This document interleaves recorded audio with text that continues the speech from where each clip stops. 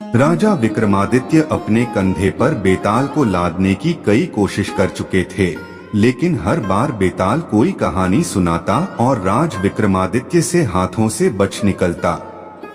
इस बार भी बेताल ने एक नई कहानी सुनाई। बेताल कहता है, एक बार की बात है, अंगदेश के एक गांव में एक ब्राह्मण अपनी पत्नी और 3 बेटों के साथ रहता था। एक बार ब्राह्मण ने अपने तीनों बेटों को बुलाया और कहा कि हमारे तालाब के लिए एक कछुए की जरूरत है। कल तुम तीनों समुद्र के पास जाकर वहां से कछुआ पकड़ कर ले आना। तीनों ने हाँ कर दी और दूसरे दिन तीनों माता पिता का आशीर्वाद लेकर समुद्र की ओर चल पड़े। वहां तीनों का एक बड़ा सा कछुआ दिखाई दिया, लेकिन तीनों में से कोई भी उसे उठाने के लिए तैयार नहीं हुआ। उनमें से सबसे बड़ा भाई बोला, मैं कछुए को नहीं उठाऊंगा, इससे बहुत गंदी बदबू आ रही है। दूसरे नंबर के भाई ने कहा, मैं भी इसे नहीं उठाऊंगा, मुझे भी इससे गंदी बदबू आ रही है। तीसरे नंबर के भाई की बारी आई तो उसने कहा, मैं भी इसे नहीं उठा सकता, मैं बहुत कोमल हूँ। तीनों में झगड़ा शुरू हो गया और यह मामला राज दरबार तक पहुंच गया। राजा ने कहा, इस प्रकार का मामला मेरी जिंदगी में पहली बार आया है, इसका न्याय मैं कल सुबह करूंगा। आज आप हमारे यहाँ मेहमान हैं, इसलिए भाईजन और आराम यहाँ पर ही कीजिए। यह बोलकर राजा ने तीनों को भोजन के लिए निमंत्रण दिया। सभी बड़े चाव से खाना खा रहे थे, लेकिन सबसे बड़े भाई ने नहीं खाया।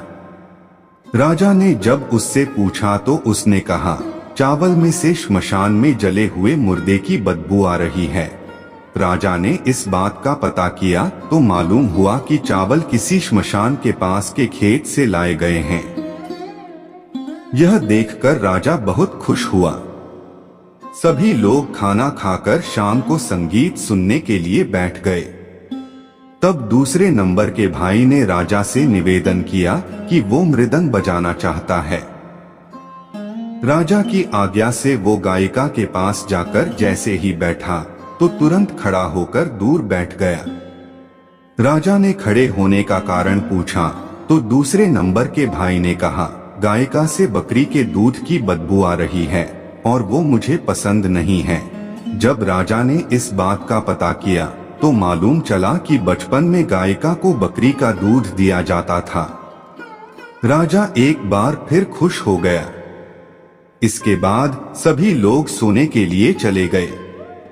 दोनों भाई आराम से सो गए, लेकिन सबसे छोटे भाई को नींद नहीं आ रही थी। राजा ने अपने एक सेवक को आदेश दिया कि जाकर तीनों को देख आओ कि वे सोए या नहीं। सेवक गया तो उसने देखा कि सबसे छोटे भाई को छोड़कर बाकी दोनों सो गए हैं। सेवक ने यह समाचार राजा को दिया और राजा इसका कारण जानने के लिए खुद वहां पहुंच गया जहां तीनों सो रहे थे। राजा को देखकर तीनों उठ बैठे। राजा ने सबसे छोटे वाले भाई से पूछा, आपको नींद क्यों नहीं आ रही? तब वह बोला, मुझे इस बिस्तर पर कुछ चुभ रहा है। यह सुनकर सेवक ने तीनों के बिस्तर की छानबीन की तो उन्हें कुछ नहीं मिला। तब सबसे छोटे भाई ने सभी बिस्तर को अलग किया और वहां पर एक बाल था। उसने अपना कुर्ता उतारा। सबने देखा कि उस बाल का निशान उसकी पीठ पर बना हुआ था। राजा यह देखकर हैरान हुआ और खुश भी। दूसरे दिन राजा ने न्याय के लिए तीनों को बुलाया। उसने सबसे छोटे वाले को इनाम दिया और बाकी दो को कुछ सोने के सिक्के दिए। राजा ने कहा, आप तीनों में अलग अलग खूबी है और मैं आप तीनों से बहुत खुश हूँ। मैं अपने सैनिकों को भेजकर कछुआ आपके घर भिजवा दूंगा। इतना कहकर बेताल ने विक्रम से पूछा, बताओ तीनों भाइयों में से सबसे अधिक सुकुमार कौन था?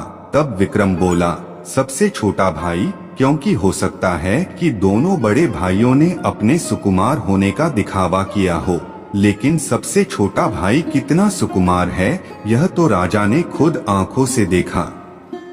विक्रम का सही जवाब सुनकर बेताल ने उसकी तारीफ की और अपनी शर्त के अनुसार वापस पेड़ पर जाकर लटक गया।